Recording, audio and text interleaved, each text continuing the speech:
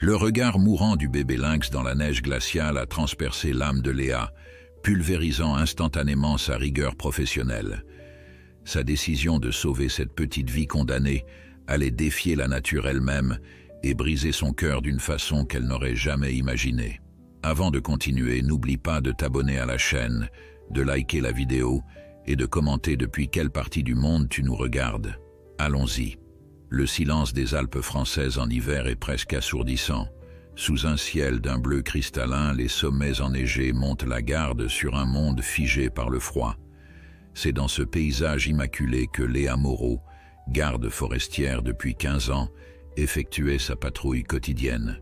Le crissement de ses raquettes sur la neige était le seul son qui venait troubler cette quiétude parfaite. À 42 ans, Léa connaissait chaque recoin de cette forêt comme sa poche, chaque sapin, chaque rocheux, chaque clairière. Mais ce matin-là, quelque chose était différent. Une sensation étrange, presque électrique, flottait dans l'air glacé. C'est alors qu'elle l'entendit. Un son si faible qu'il aurait pu être emporté par la brise. Un miaulement aigu, presque un gémissement, qui semblait venir de nulle part et de partout à la fois. Léa s'immobilisa, retenant son souffle, tous ses sens en alerte. Là, encore une fois, elle pivota lentement vers l'origine du son, un bosquet de sapins dont les branches ployaient sous le poids de la neige. Ce qu'elle découvrit derrière ces arbres allait changer sa vie à jamais. Recroquevillé dans un creux de neige, un minuscule chaton de lynx la fixait de ses yeux bleus glaciers. Il ne devait pas avoir plus de 6 semaines, bien trop jeune pour être séparé de sa mère. Son pelage tacheté, normalement camouflage parfait dans la forêt, ressortait comme une tache de peinture sur la toile blanche de l'hiver. Mais c'est son regard qui frappa Léa en plein cœur. Un regard rempli de peur, certes, mais aussi d'une détermination farouche de survivre qui contrastait avec sa fragilité apparente. « Mon Dieu !» murmura Léa. « Que fais-tu tout seul ici, petit prince ?» Des années d'expérience lui criaient que quelque chose n'allait pas. Un bébé lynx ne se retrouve jamais seul à cet âge, sauf si... Léa balaya les alentours du regard, cherchant des indices. Des traces de sang peut-être, ou le corps de la mère. Les lynx étaient protégés dans cette région, mais le braconnage restait un problème persistant. Avec des gestes lents pour ne pas effrayer davantage le petit félin, Léa s'accroupit à distance respectable. Le lynxo émit un feulement de mise en garde, dévoilant des crocs minuscules qui arracheraient un sourire à Léa dans d'autres circonstances. « Je ne te veux aucun mal », dit-elle doucement, sachant parfaitement que ce n'étaient pas ses paroles, mais son intonation qui importait. Un examen rapide des environs révéla ce qu'elle redoutait. À une 50aine de mètres, partiellement dissimulé par un taillis, gisait le corps d'une femelle lynx. Léa s'en approcha avec précaution, son cœur se serrant davantage à chaque pas. La cause de la mort était évidente. Un piège à mâchoire, illégal depuis des décennies, avait presque sectionné la patte avant de l'animal. La lynx s'était traînée jusqu'ici, probablement pour rejoindre son petit, avant de succomber à ses blessures. D'après la rigidité du corps, cela devait remonter à 2 jours au moins. Léa sentit une rage froide monter en elle. 15 ans à protéger ces montagnes, et des braconniers continuaient de poser ces pièges barbares. Elle prit quelques photos avec son téléphone, documentation nécessaire pour le rapport qu'elle allait devoir rédiger, puis revint vers le petit orphelin. La situation était claire. Sans intervention, le lynxo mourait de faim ou de froid avant la fin de la journée. Le règlement stipulait de contacter immédiatement le centre de réhabilitation de la faune sauvage le plus proche, mais le temps que l'équipe arrive, tant pis pour le règlement, décida Léa. Elle ouvrit son sac à dos et en sortit sa veste de rechange, créant un nid improvisé. S'approcher du petit lynx allait être délicat. Malgré sa taille, ces félins naissaient avec tous leurs instincts de prédateurs. Elle enfila ses gants épais et, avec une patience infinie, tendit les mains vers le chaton. La réaction fut immédiate. Le lynxo cracha, feula, et tenta même une griffure qui ripa sur le cuir épais. Mais sa résistance était celle du désespoir, pas de la force. En quelques instants, Léa l'avait enveloppé dans la veste, ne laissant que sa petite tête tachetée dépasser. « Je sais, murmura-t-elle, tandis que le petit corps tremblait contre elle. « Tu me détestes maintenant, mais c'est pour ton bien. » Elle rangea précieusement son précieux fardeau dans son sac, laissant l'ouverture partiellement dézippée pour qu'il puisse respirer, puis reprit le chemin du retour d'un pas plus rapide qu'à l'aller. Pendant tout le trajet jusqu'à sa Jeep garée au bout de la piste forestière, Léa ne cessa de parler au lynxo, sa voix douce et régulière visant à le rassurer autant que possible. Le centre de réhabilitation le plus proche était à Chambéry, à presque 2 heures de route. Trop long, pensa Léa. Elle prit une décision qui allait à l'encontre de tous les protocoles. Elle ramènerait d'abord le petit chez elle, au village de Saint-Martin, pour le stabiliser avant de contacter les autorités compétentes. Dans la chaleur de sa Jeep, elle examina plus attentivement le lynxo. C'était un mâle, et bien qu'il montrât des signes de déshydratation et de faim, il ne semblait pas blessé. Ses yeux bleus, caractéristiques des jeunes lynx, la fixaient avec une intensité surprenante. « Je vais t'appeler Neige », décida-t-elle, un sourire triste aux lèvres, « pour la blancheur dans laquelle je t'ai trouvé. » Le trajet jusqu'à Saint-Martin se fit dans un étrange dialogue à sens unique, Léa racontant au petit lynx les histoires de cette forêt qu'il n'aurait peut-être jamais l'occasion de connaître vraiment. Car elle savait, au fond d'elle-même, que les chances de réintroduction dans la nature pour un félin orphelin si jeune étaient minces. Arrivée à son chalet en bordure du village, Léa installa rapidement un espace dans sa cuisine. Une caisse en bois doublée de couverture, une bouillotte enveloppée dans un linge pour simuler la chaleur maternelle et un bol d'eau tiède. Avec précaution, elle libéra Neige de son cocon de tissu. Le petit, épuisé par le stress et le trajet, ne montra qu'une résistance symbolique. « Tu dois avoir faim », murmura-t-elle en préparant un mélange de lait pour chaton que, par chance, elle gardait toujours pour les cas d'urgence impliquant des faons ou autres petits mammifères. Le défi fut de faire accepter la pipette au lynxo. Après plusieurs tentatives infructueuses, ponctuées de feulements indignés, la faim l'emporta finalement sur la méfiance. Goutte après goutte, Neige accepta la nourriture, ses petites pattes pétrissant l'air comme il l'aurait fait sur le ventre de sa mère. C'est seulement une fois le petit endormi, épuisé par tant d'émotions, que Léa s'autorisa à appeler le centre de réhabilitation. La conversation fut exactement celle qu'elle redoutait.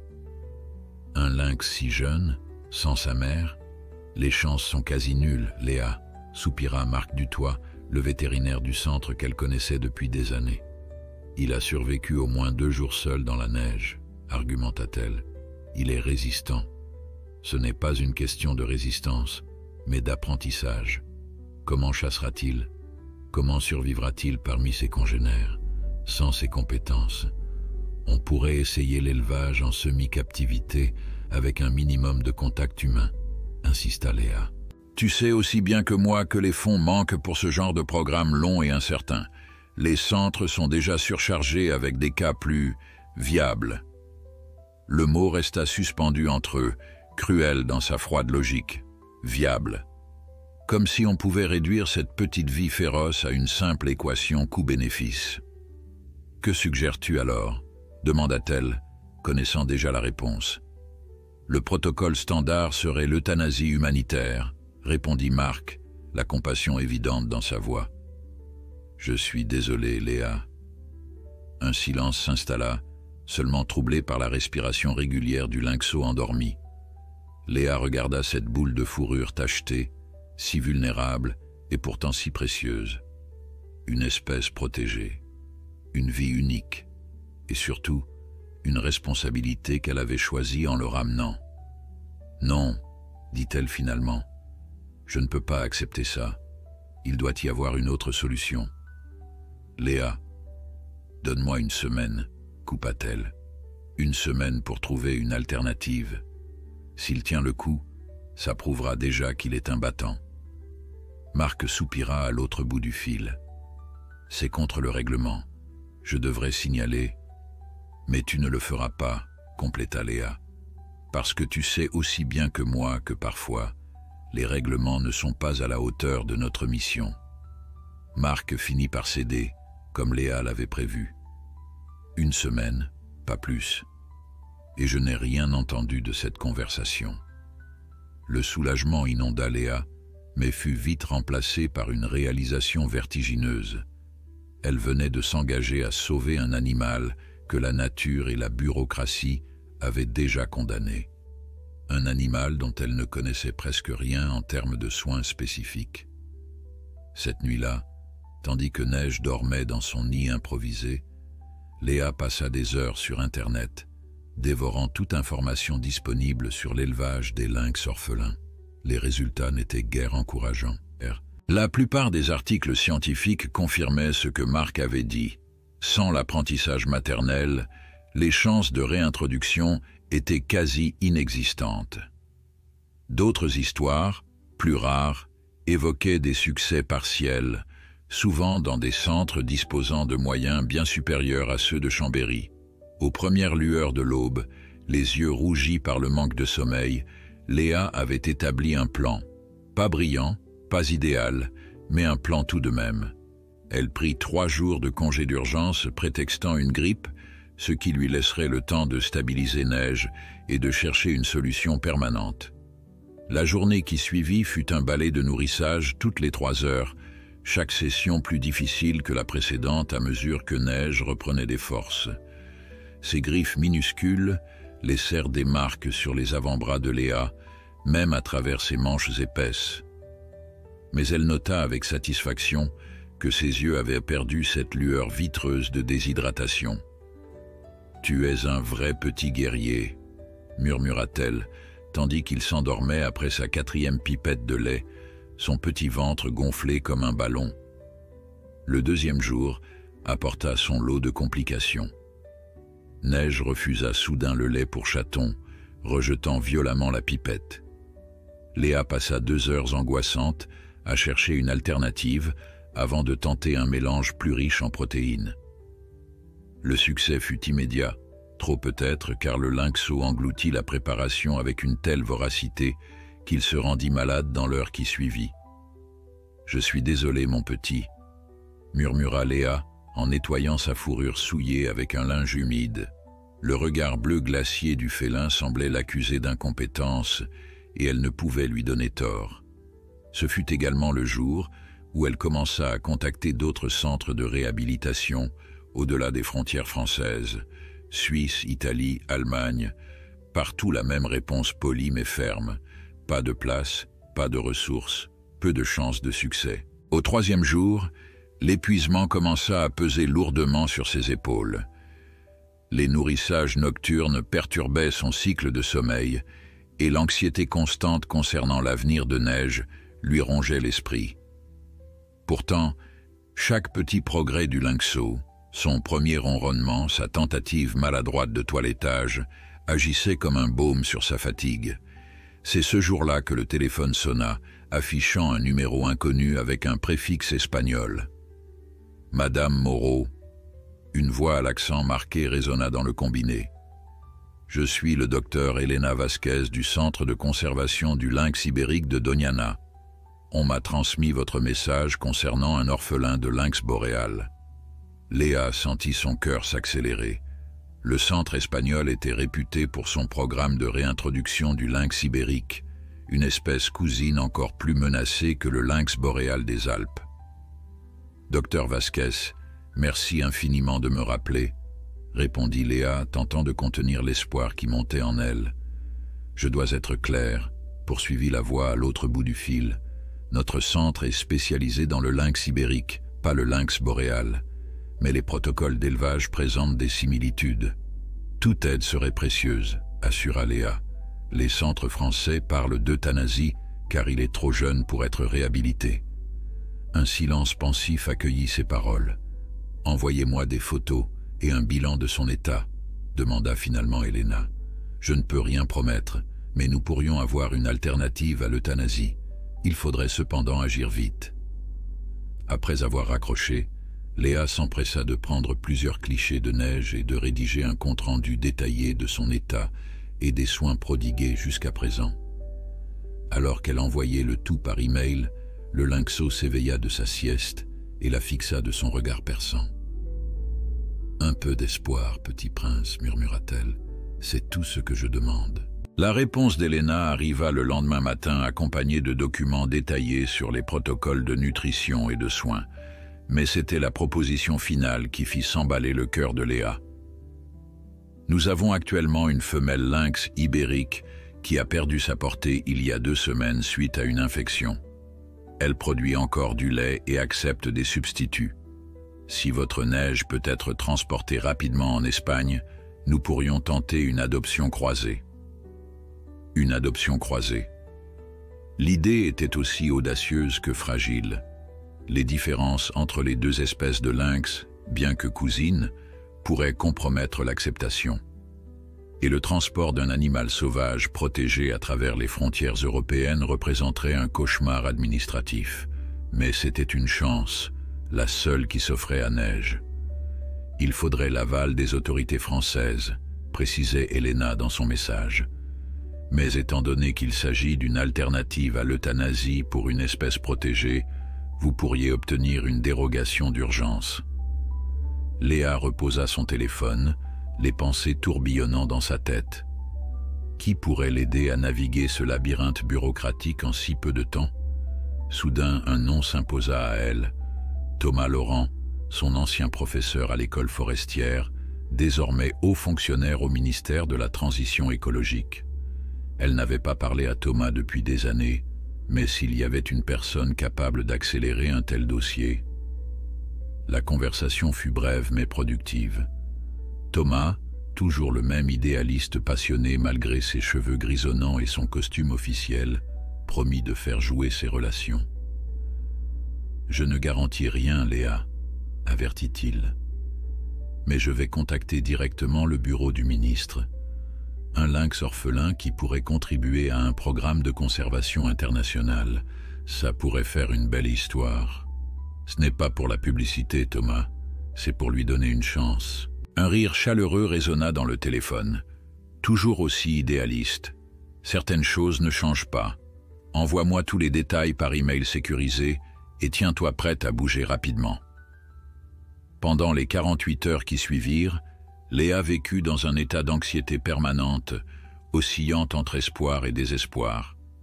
Neige, inconscient des manœuvres diplomatiques dont dépendait son avenir, montrait des signes encourageants de reprise. Il jouait désormais avec une vigueur qui rendait les séances de nourrissage encore plus périlleuses pour les doigts de Léa. C'est en plein milieu d'une de ces séances que le téléphone sonna à nouveau. Le cœur battant, Léa décrocha pour entendre la voix triomphante de Thomas. « C'est fait. Autorisation spéciale signée par le ministre lui-même. Tu as le feu vert pour un transport d'urgence vers l'Espagne. » Léa faillit lâcher le téléphone sous le coup de l'émotion. « Comment as-tu » Disons que la perspective d'une coopération franco-espagnole pour sauver une espèce emblématique européenne a séduit pas mal de monde. Les médias adoreraient cette histoire. Thomas, je ne sais pas comment te remercier. Ne me remercie pas encore, tempéra-t-il. Le plus difficile reste à venir. L'autorisation n'est valable que 72 heures. Tu dois partir demain au plus tard. La journée qui suivit fut un tourbillon de préparatifs. Léa dut d'abord informer sa hiérarchie, qui oscilla entre stupéfaction et admiration devant son initiative. Puis vint la préparation d'une caisse de transport spéciale, avec surveillance thermique pour assurer le confort de Neige pendant le long voyage vers l'Andalousie. Elena avait envoyé des instructions précises, maintenir une température constante, éviter tout stress inutile, et surtout, limiter au maximum le contact humain pour ne pas compromettre davantage ses instincts sauvages. À partir de maintenant, il doit associer le moins possible à la nourriture et au confort, avait expliqué la vétérinaire espagnole. Plus il sera sauvage à son arrivée, meilleures seront les chances que notre femelle l'accepte. Cette directive, bien que logique, fut la plus difficile à suivre pour Léa. Après avoir passé des jours à établir un lien de confiance avec le petit lynx, de voir soudain jouer les étrangères lui brisait le cœur. Pourtant, elle s'y conforma strictement, nourrissant désormais Neige avec des gants qui masquaient son odeur et évitant tout contact visuel direct. La veille du départ, alors qu'elle vérifiait une dernière fois l'équipement, Léa se surprit à pleurer silencieusement. En quelques jours à peine, ce petit être féroce et vulnérable s'était frayé un chemin jusqu'à son cœur. Le sauver était devenu plus qu'une mission professionnelle, une nécessité personnelle, viscérale. « Sois fort, petit prince », murmura-t-elle en direction de la caisse où Neige dormait paisiblement, inconscient du grand voyage qui l'attendait. « Une nouvelle maman t'attend en Espagne. » L'aube se levait à peine sur les montagnes lorsque Léa chargea sa Jeep. La caisse de transport, équipée d'un système de régulation thermique, occupait la place du passager, solidement arrimé à la ceinture de sécurité. À l'intérieur, Neige s'était recroquevillée dans un coin, méfiant face à ce nouvel environnement confiné. « 1200 kilomètres, petit prince », murmura Léa en démarrant le moteur. Un sacré voyage pour quelqu'un qui n'a encore jamais quitté les Alpes. Le plan était simple en théorie, rejoindre Barcelone en voiture, puis prendre un vol intérieur jusqu'à Séville, où un membre du centre de Doñana viendrait les chercher. En pratique, transporter un lynx sauvage à travers 2 pays représentait un défi logistique considérable. Les premières heures de route se déroulèrent sans incident majeur.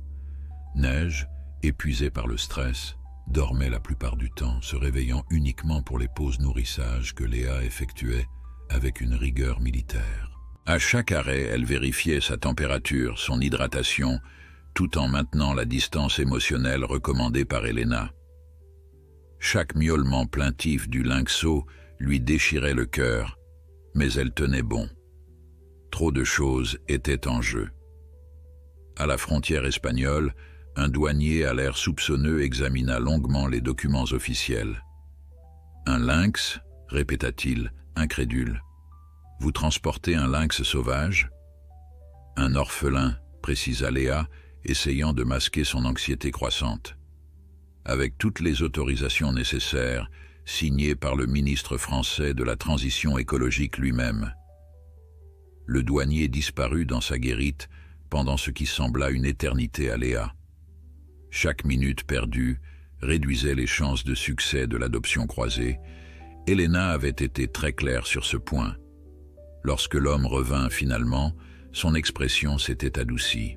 « Mes excuses pour le délai, Madame Moreau.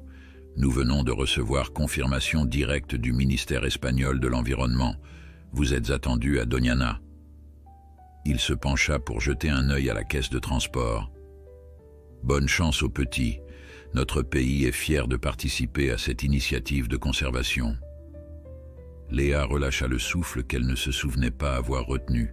« Merci, » dit-elle simplement, trop émue pour élaborer davantage. Alors qu'elle reprenait la route sur l'autoroute espagnole, son téléphone sonna. C'était Elena. « Léa, où en êtes-vous ? » « Je viens de passer la frontière.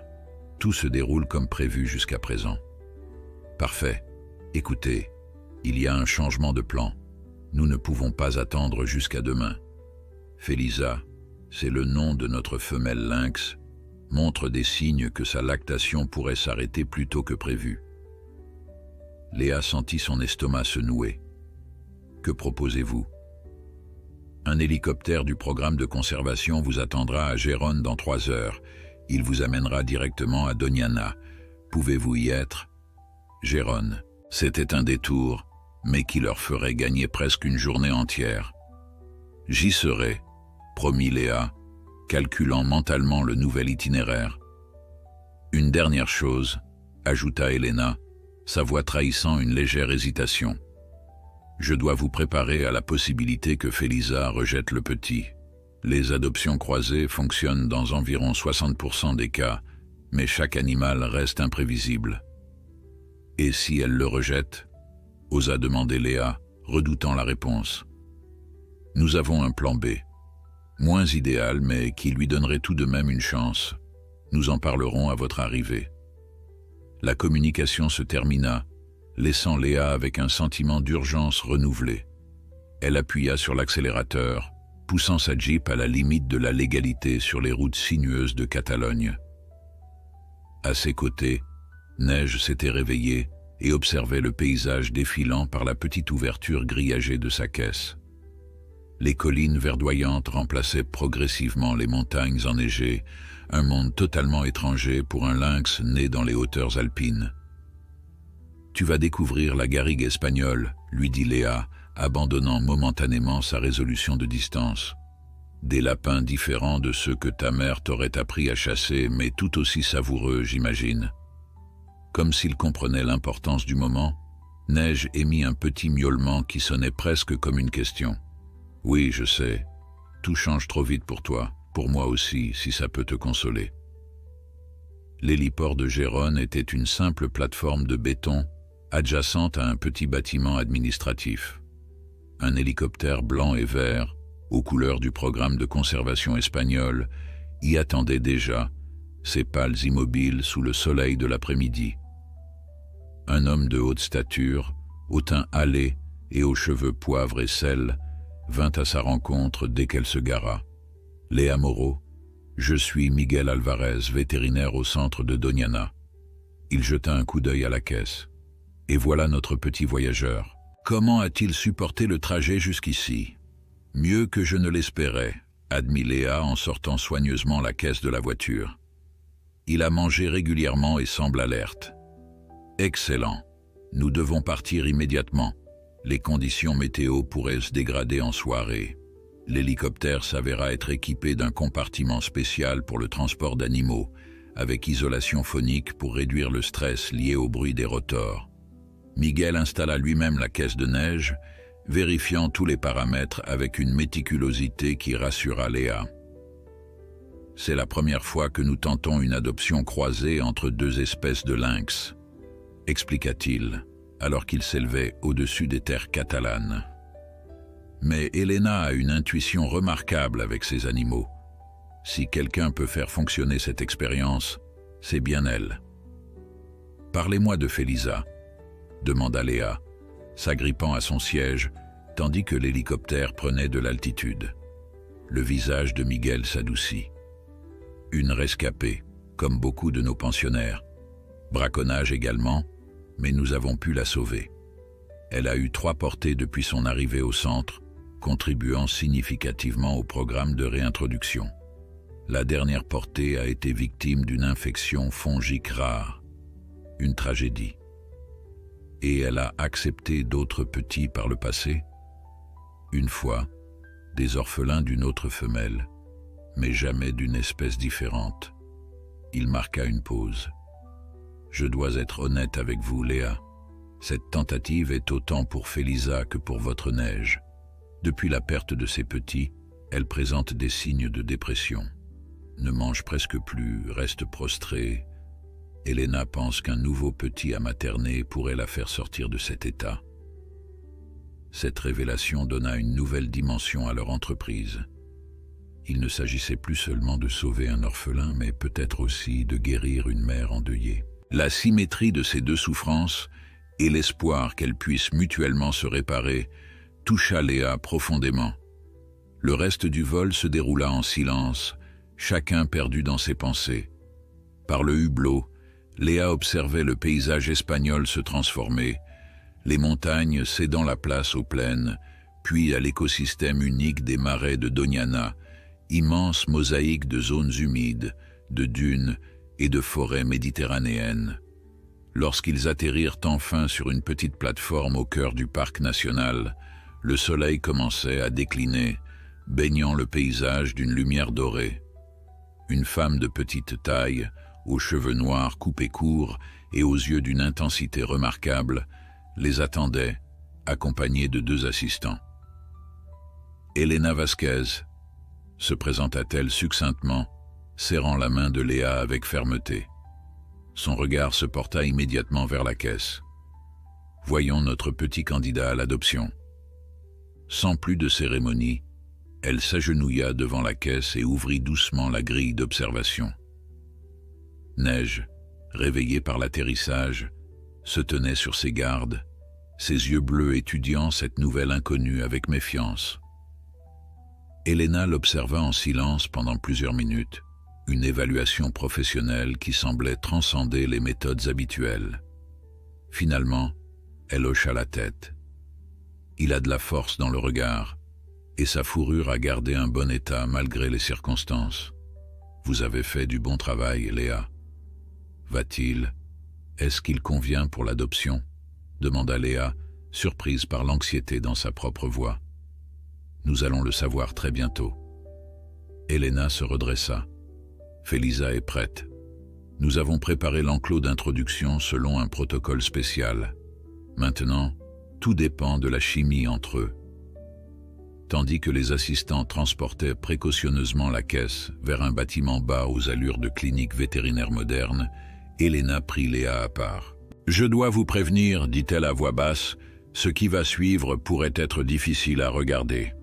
Pour que l'adoption fonctionne, nous devons laisser les animaux interagir sans intervention humaine, même si cela semble brutal. » « Je comprends, acquiesça Léa, même si tout son être se révoltait à l'idée de voir Neige en danger. « Et si l'adoption réussit, poursuivit Elena, vous devrez partir sans lui dire au revoir. Tout contact humain supplémentaire compromettrait le processus. » Cette dernière exigence frappa Léa comme un coup physique. Partir sans un dernier regard, sans un dernier mot pour ce petit être qu'elle avait arraché à une mort certaine. L'idée lui semblait presque intolérable. Pourtant, elle hocha la tête résignée. Pour sa survie. Pour sa survie, confirma Elena, une lueur de compassion traversant son regard professionnel. Venez maintenant, Felisa nous attend. L'enclos d'introduction ressemblait à une salle d'opération plus qu'à un habitat naturel. Murs blancs, sol en béton lavable et une grande vitre d'observation teintée qui permettrait à l'équipe de surveiller l'interaction sans être vue par les animaux. Au centre, un espace avait été aménagé avec des branches, des rochers et de la végétation sèche pour simuler un environnement familier aux 2 félins.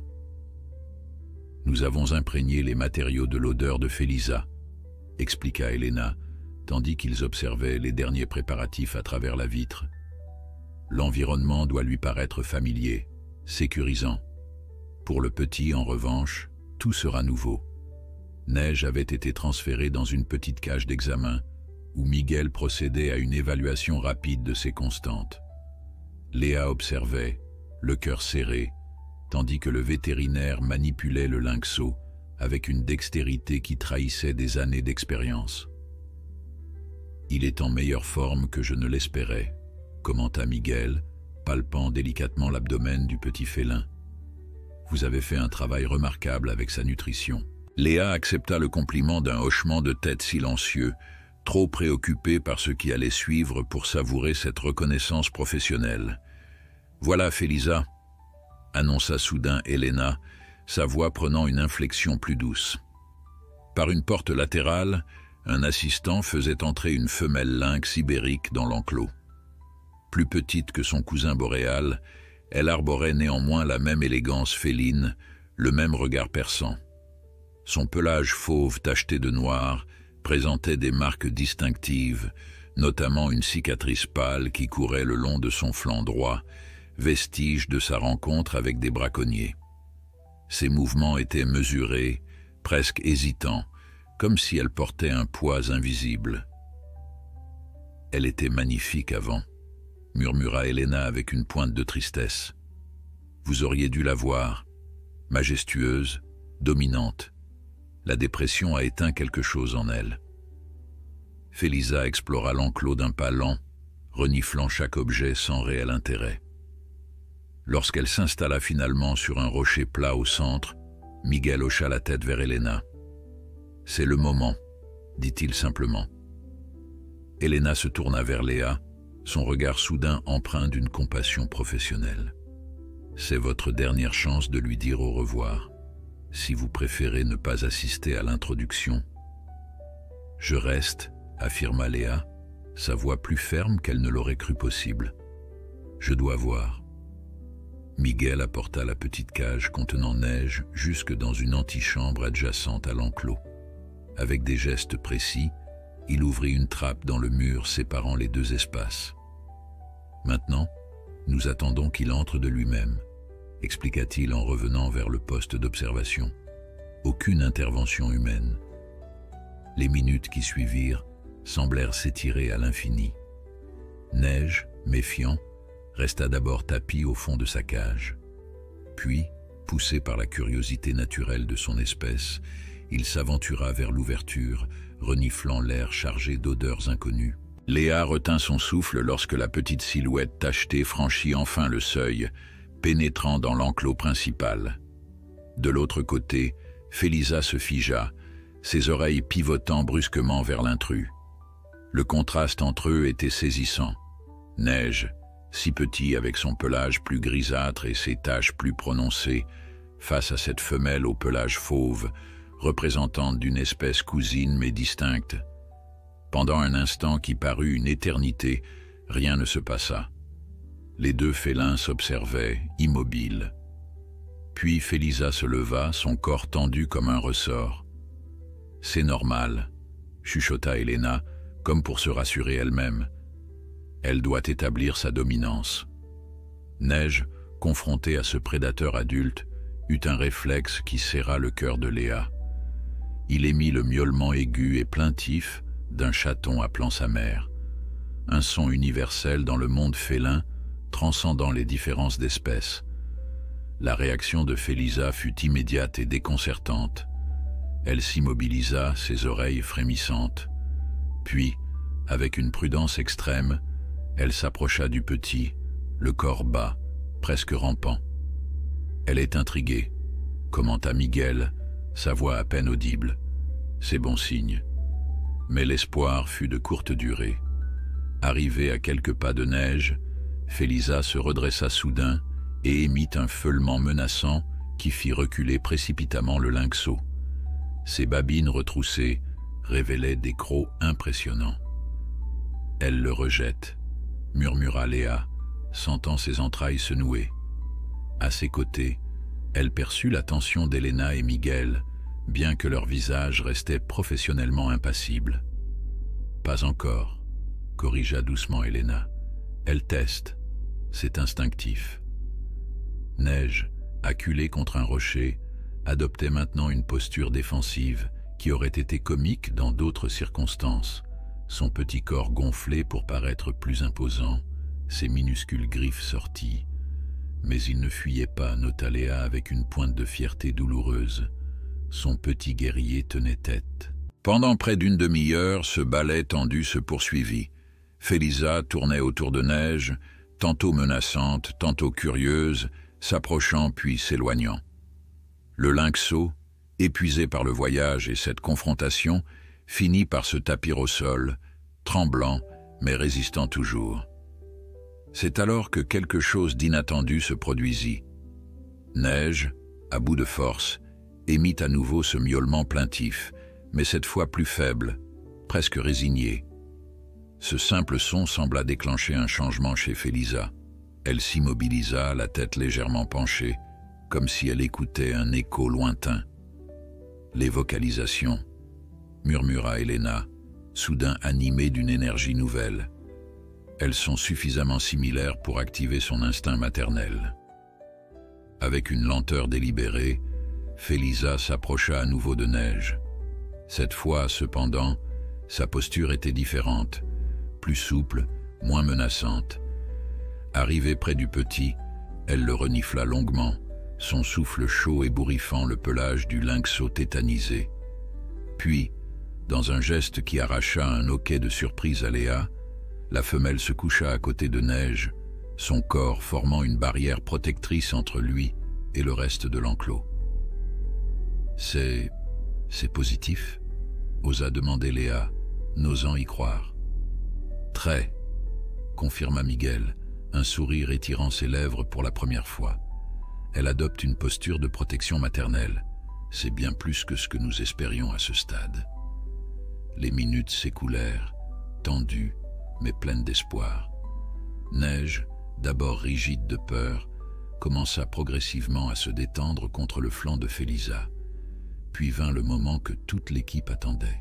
D'un mouvement hésitant, le petit lynx commença à pétrir le pelage de sa mère adoptive, exactement comme il l'aurait fait pour stimuler la production de lait. « Il va essayer de téter », prédit Elena.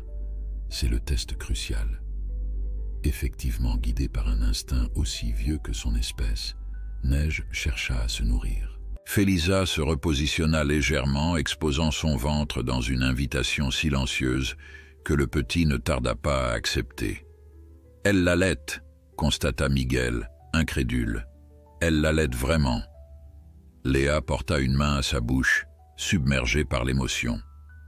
À travers la vitre, elle observait ce miracle de la nature, deux espèces différentes, unies par la perte et le besoin, trouvant l'une en l'autre une chance de survie et de guérison.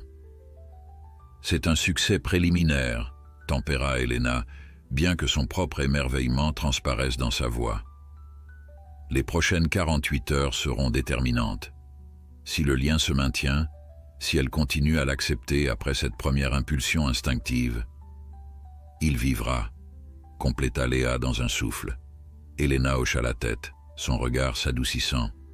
Il vivra, différemment de ce que la nature avait prévu pour lui, mais il vivra. Un silence contemplatif s'installa dans la salle d'observation, uniquement troublé par le léger bourdonnement des caméras qui enregistraient ce moment historique pour la science de la conservation. Finalement, Elena posa une main sur l'épaule de Léa. « C'est le moment, » dit-elle doucement. « Nous devons les laisser créer leur lien sans perturbation. » Léa comprit immédiatement ce que cela signifiait. L'heure des adieux était venue, plus tôt qu'elle ne l'avait anticipé, sans le moindre contact direct. Elle fixa Neige à travers la vitre, tentant de graver dans sa mémoire chaque détail de ce petit être qui avait bouleversé sa vie en quelques jours à peine. « Est-ce que je pourrais avoir de ces nouvelles ?» demanda-t-elle, la gorge nouée. « Bien sûr, » promit Elena. « Des rapports réguliers, des photos même. Vous êtes désormais part du projet de conservation, Léa. Ce que vous avez fait aujourd'hui pourrait changer notre approche des orphelins pour les deux espèces. » Ces paroles auraient dû être réconfortantes, mais elles sonnaient creux face à la douleur sourde qui s'installait dans la poitrine de Léa. Rationnellement, elle savait que c'était la meilleure issue possible, miraculeuse même. Mais une part d'elle-même, irrationnelle et primitive, hurlait à l'idée d'abandonner ce petit être qu'elle avait sauvé, nourri, protégé. « Je sais que c'est difficile », murmura Miguel, avec la compassion de quelqu'un qui avait vécu cette situation maintes fois. « Mais vous lui offrez sa seule chance de rester sauvage, de vivre la vie qu'il était destiné à vivre. » Léa hocha la tête, incapable de parler. Avec un dernier regard vers l'enclos où Neige, désormais repue, s'était endormie contre le flanc de Félisa, elle se détourna et quitta la salle d'observation d'un pas raide. La nuit était tombée sur Doñana lorsque Léa quitta le centre de conservation. Une chambre avait été préparée pour elle dans la résidence des chercheurs, un bâtiment austère aux allures de baraquement militaire, mais confortable. Pourtant, malgré l'épuisement accumulé de ces journées intenses, le sommeil la fuyait. Allongée sur un lit étroit, elle fixait le plafond blanc, revivant en boucle les événements des derniers jours. La découverte de Neige dans la neige, les nuits passées à le nourrir, ce voyage improbable à travers 2 pays, et finalement, ce moment presque mystique où Félisa avait accepté le petit lynx boréal comme son propre enfant. Un miracle, avait murmuré l'un des assistants. Un miracle de la science et de la nature. Pourtant, Dans l'obscurité de cette chambre étrangère, Léa ne ressentait pas l'euphorie qu'aurait dû lui procurer cette réussite. Juste un vide étrange, comme si une partie d'elle-même était restée dans cet enclos d'introduction avec Neige. « Tu es ridicule », se murmura-t-elle. « Ce n'était pas ton animal de compagnie, c'est un lynx sauvage qui retourne là où il doit être. » Mais les mots sonnaient creux, même à ses propres oreilles. Quelque part au cours de ces jours intenses, une connexion s'était formée qui dépassait largement la simple responsabilité professionnelle. Une connexion qu'elle n'avait pas anticipée et contre laquelle sa formation ne l'avait pas préparée. L'aube la trouva toujours éveillée, les yeux rougis et l'esprit tourmenté. Lorsqu'elle se présenta au petit déjeuner dans la cafétéria commune, Elena la rejoignit immédiatement, une tablette à la main et un sourire fatigué mais sincère aux lèvres. « Bonne nouvelle », annonça-t-elle sans préambule. Ils ont passé la nuit ensemble sans incident. Félisa a même toiletté Neige ce matin. Léa sentit un poids se lever de sa poitrine. Elle l'accepte vraiment, alors? Pour l'instant, oui. Les prochains jours nous diront si c'est une adoption complète ou juste une tolérance temporaire. Mais les signes sont encourageants. Elena fit glisser la tablette vers Léa. « Regardez. » L'écran montrait une vidéo en direct de l'enclos, désormais aménagée avec plus d'éléments naturels. Félisa était allongée sous un rocher en surplomb, et contre son flanc, presque invisible tant il se fondait dans son pelage, Neige dormait paisiblement. « Il a déjà grandi », nota Léa surprise. « L'effet d'un lait maternel adapté », expliqua Elena. « Même s'il s'agit d'une espèce légèrement différente, c'est infiniment plus nutritif que tout ce que nous aurions pu lui proposer artificiellement. » Léa observa la scène en silence, émue malgré elle par cette image de tendresse sauvage. Dans ce tableau harmonieux, sa présence n'était plus nécessaire, plus vraiment. « Quand repartez-vous » demanda Elena, comme si elle lisait dans ses pensées. « Je ne sais pas. Je n'ai pas encore réservé de vol retour. » « Restez quelques jours, » proposa la scientifique. « Nous avons rarement l'occasion d'observer les premières phases d'une telle adoption croisée. Vos observations pourraient être précieuses pour notre rapport. » Léa hésita. L'idée de rester, de pouvoir observer Neige à distance était tentante. Mais n'était-ce pas simplement repousser l'inévitable séparation? « Je ne veux pas m'imposer, » commença-t-elle. « Vous ne vous imposez pas, » coupa doucement Elena. « Vous êtes celle qui a rendu tout cela possible. Et franchement, nous manquons de personnel pour documenter correctement cette phase cruciale. » Ainsi commença une période étrange dans la vie de Léa Moreau. Pendant 10 jours, elle resta au centre de Doñana, participant activement au suivi de ce que Miguel avait officiellement baptisé le protocole Neige. Chaque matin, elle retrouvait l'équipe pour analyser les vidéos de surveillance nocturne. Chaque après-midi, elle observait à travers les miroirs sans teint l'évolution de la relation entre Félisa et son fils adoptif. Les progrès étaient remarquables. Après 3 jours, Félisa avait commencé à initier des jeux avec Neige, un comportement que la femelle dépressive n'avait plus montré depuis des mois. Après 1 semaine, elle avait accepté de partager sa nourriture avec lui, une étape cruciale dans l'établissement d'une relation mère-enfant chez les félins. Elle lui apprend à déchiqueter la viande, s'émerveilla Miguel un après-midi, tandis qu'ils observaient Félisa qui poussait patiemment un morceau de lapin vers Neige, exactement comme elle l'aurait fait avec ses propres petits. Mais c'est au 8e jour que survint le véritable tournant. L'équipe avait décidé de déplacer le duo vers un enclos plus grand, semi-naturel, première étape vers une réintroduction éventuelle dans la réserve clôturée. Le transfert était risqué. Tout changement d'environnement pouvait perturber le lien fragile entre les 2 lynx.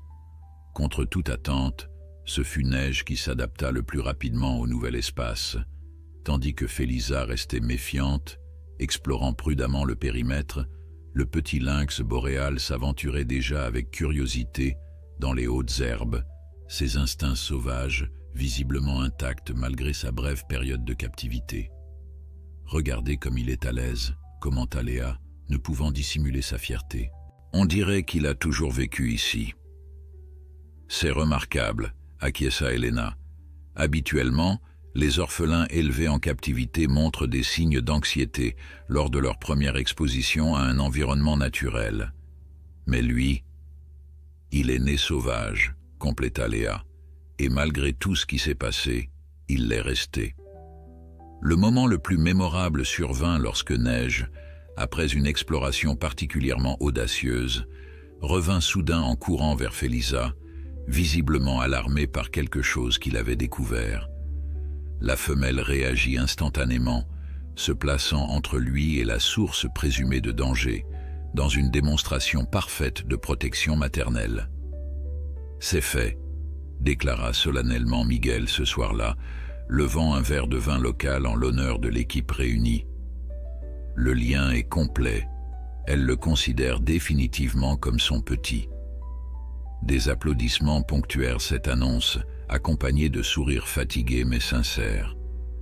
Pour tous ces professionnels dévoués à la conservation des espèces menacées, c'était une victoire rare et précieuse. Léa participait à la célébration, mais une part d'elle-même restait distante, préoccupée. Plus Neige s'intégrait dans sa nouvelle vie, plus sa présence à elle devenait superflue. Le moment du départ approchait, inexorable. Ce fut Elena qui aborda finalement le sujet, alors qu'elle se retrouvait seule sur la terrasse, bien après que les autres se soient retirés. « Vous pensez à rentrer, n'est-ce pas ?» demanda-t-elle directement, son accent espagnol plus prononcé après quelques verres. Léa acquiesça, le regard perdu vers les étoiles qui brillaient avec une intensité particulière au-dessus des marais de Doñana. « Je dois reprendre mon travail, et Neige n'a plus besoin de moi. » Elena resta silencieuse un moment, comme si elle pesait ses prochaines paroles. « Vous savez, dans mon métier, on nous apprend à maintenir une distance professionnelle avec les animaux dont nous nous occupons. Ne pas les nommer, ne pas s'attacher. » Elle sourit faiblement. « Une règle que j'enfreins régulièrement. »« Comment faites-vous » demanda Léa. « Pour les laisser partir, je veux dire.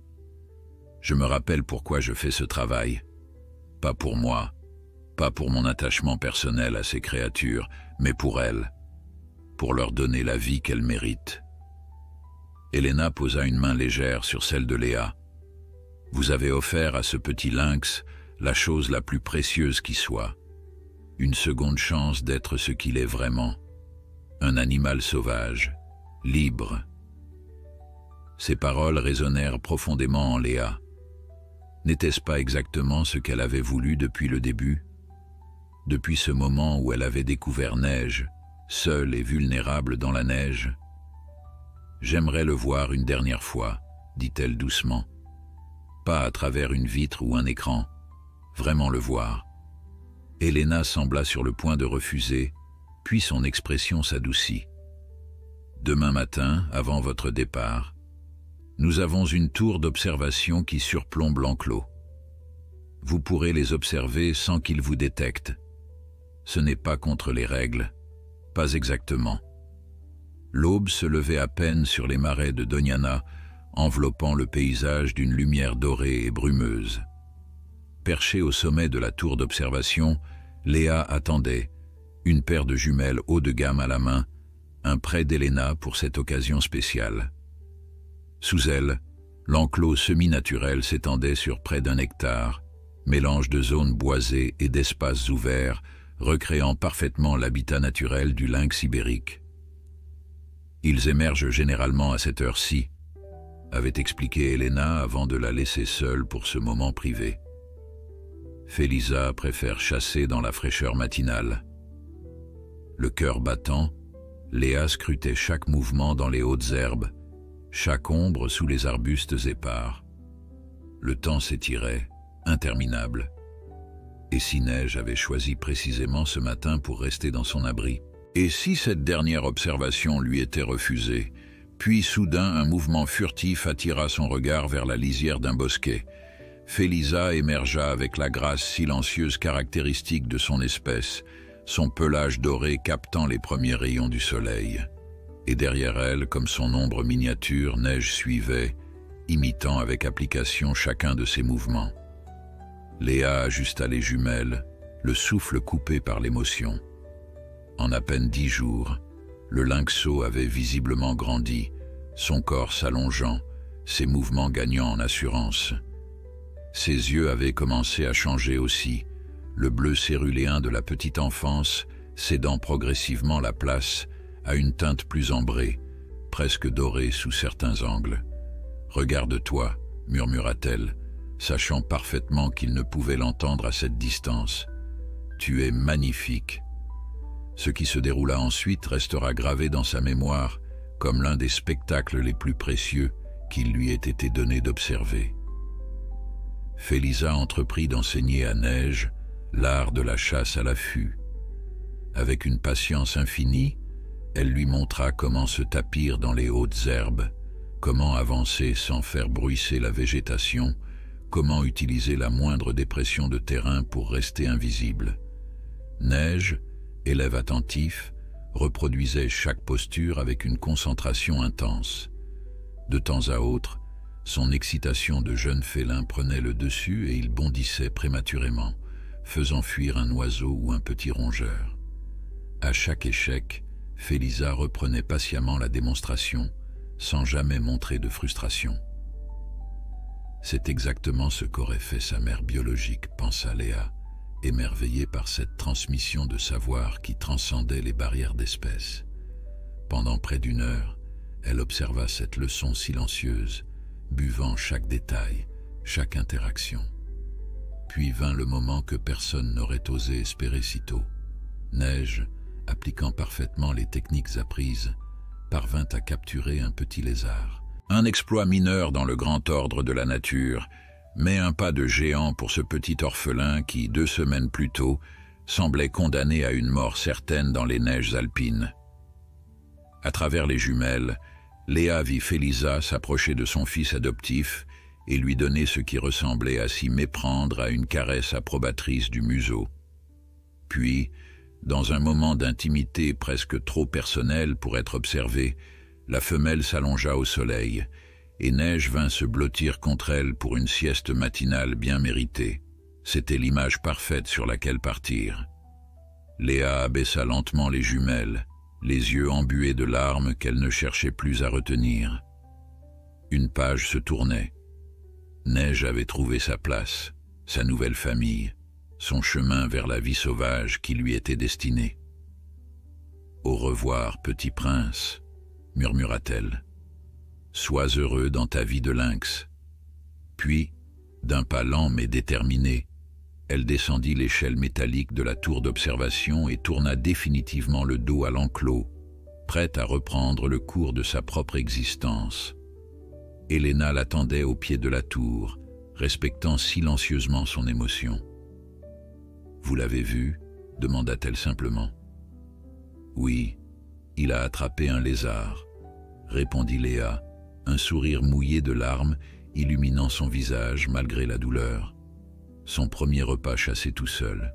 « Un moment important », acquiesça Helena. « Le premier d'une longue série, j'en suis convaincu. » Le voyage de retour vers la France s'effectua dans une sorte de brume émotionnelle.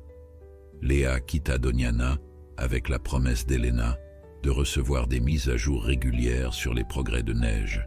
Dans sa valise, elle emportait une clé USB contenant toutes les photos et vidéos du lynxo, de sa première rencontre avec Félisa jusqu'à sa leçon de chasse matinale, un trésor qu'elle savait qu'elle chérirait pendant longtemps. Mais elle emportait aussi quelque chose de moins tangible, de plus profond. Une expérience qui avait transformé sa vision de son métier, de la conservation, et peut-être même de sa propre place dans le grand équilibre de la nature. Le retour à Saint-Martin fut comme un plongeon dans une eau glacée. Après l'intensité émotionnelle et scientifique de Doñana, la routine de garde forestière semblait soudain fade, mécanique. Les rapports à remplir, les sentiers à patrouiller, les réunions administratives, Tout avait un goût de cendre comparé à ce qu'elle venait de vivre. « Tu as l'air ailleurs », lui fit remarquer son collègue André, 3 jours après son retour, alors qu'il partageait un café dans le petit bureau forestier. « Ce lynxo t'a vraiment marqué, hein ?» Léa haussa les épaules, ne sachant comment expliquer ce qu'elle ressentait sans paraître ridicule. Comment décrire l'intensité de cette connexion avec un animal sauvage? Comment faire comprendre que sauver une vie, même non humaine, pouvait changer la vôtre à jamais? C'était spécial, se contenta-t-elle de répondre. Les semaines passèrent, se transformant en mois. Fidèle à sa promesse, Elena envoyait régulièrement des nouvelles.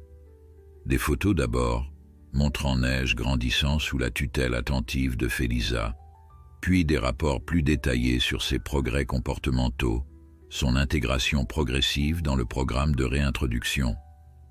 Félisa et le jeune lynx boréal, désormais officiellement baptisé Nieves dans nos registres, ont été transférés dans l'enclos de prélibération, annonça un email particulièrement enthousiasmant, 6 mois après le départ de Léa. Ils partagent maintenant un territoire de 5 hectares avec accès à des proies vivantes. Niève montre d'excellentes capacités de chasse et la relation avec sa mère adoptive reste forte. Nous envisageons une libération complète dans la réserve au printemps prochain. Chaque message ravivait à la fois la joie de Léa, Neige s'épanouissait, et cette étrange mélancolie qui ne l'avait jamais vraiment quittée, comme un écho de quelque chose d'inachevé, une histoire dont elle ne connaîtrait jamais vraiment la fin. Cette sensation devint particulièrement aiguë lorsque, presque 1 an jour pour jour après la découverte de Neige, elle reçut un appel de son supérieur, le commandant de l'Office français de la biodiversité pour la région. « Léa, j'ai une proposition à te faire. Assieds-toi, ça risque de te surprendre. » Intriguée, elle écouta alors qu'il lui exposait une opportunité inattendue. Un poste d'échange professionnel au sein du programme européen de conservation des grands prédateurs. 1 an de détachement, à travailler dans différentes réserves à travers l'Europe pour standardiser les protocoles de suivi et de protection. Ton expérience avec ce lynx orphelin a attiré l'attention, expliqua-t-il.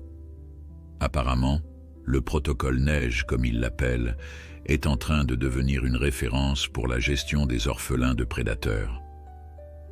Le cœur de Léa manqua un battement. Et où commencerait ce détachement? Devine, répondit son supérieur, et elle pouvait entendre le sourire dans sa voix. Doñana, Espagne, ils ont spécifiquement demandé que tu sois affecté à leur programme de réintroduction du lynx pendant les 3 premiers mois. Doñana, ou Neige, non, Nieves maintenant, se préparait à sa libération finale dans la nature. Était-ce une simple coïncidence? Ou l'univers lui offrait-il une chance de boucler cette histoire, d'être témoin du chapitre final de cette aventure extraordinaire? Elle dut s'éclaircir la gorge, submergée par l'émotion. J'ai besoin d'y réfléchir. Prends ton temps, répondit son supérieur. Mais pas trop quand même. Ils attendent une réponse d'ici la fin de la semaine. Cette nuit-là, Léa sortit toutes les photos de Neige qu'elle avait précieusement conservées. Le petit lynx terrifié dans la neige. Le félin affamé acceptant la pipette de lait. La boule de poil endormie contre le flanc protecteur de Félisa. Et enfin l'adolescent félin presque méconnaissable, apprenant à chasser dans les herbes dorées de Doñana. Une évolution remarquable.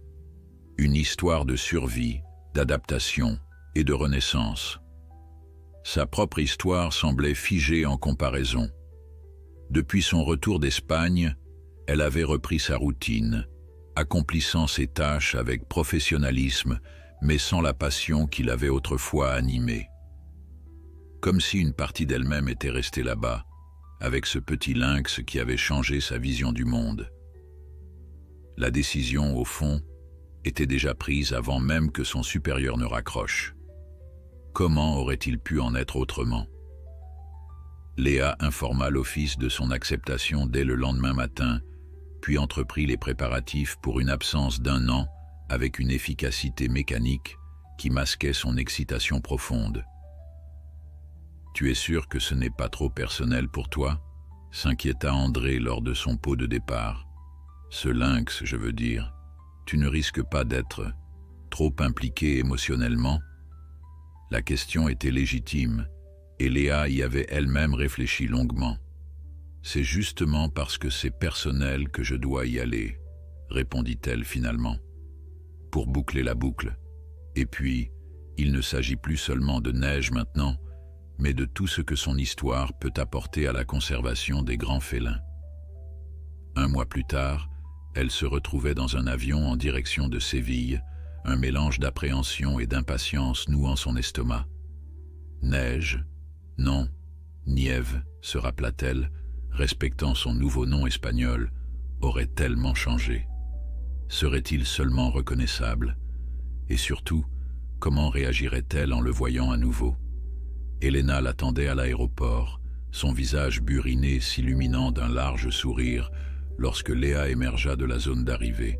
« La marraine du protocole Nièvez en personne », s'exclama-t-elle en l'étreignant chaleureusement. « Bienvenue à nouveau parmi nous. » Sur le trajet vers Doñana, Elena l'a mis au courant des derniers développements.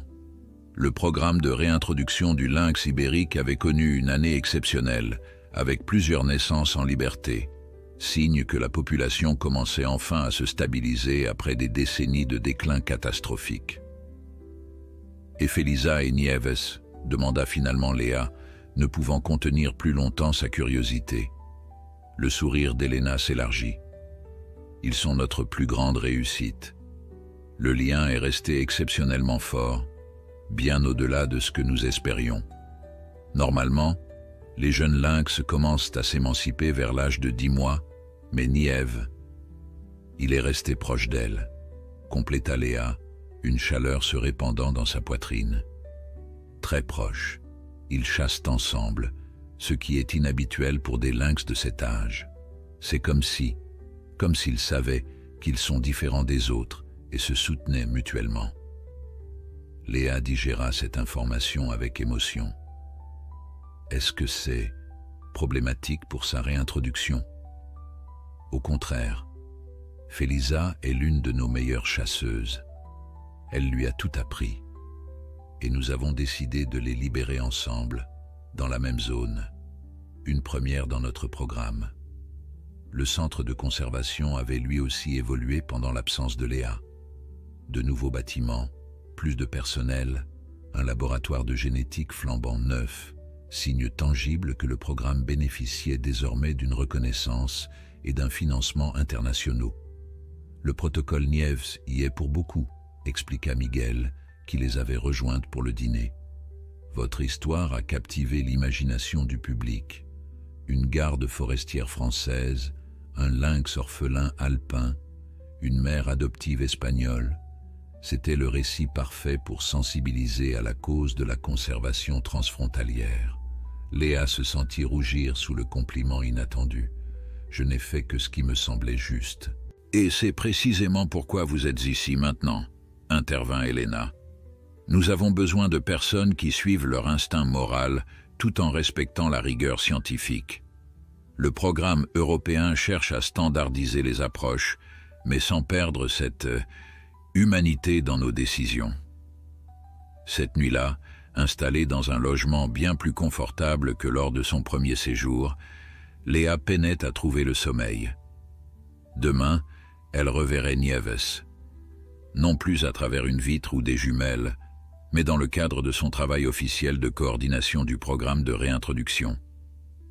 Comment réagirait-elle face à ce lynx désormais presque adulte qui ne la reconnaîtrait certainement pas?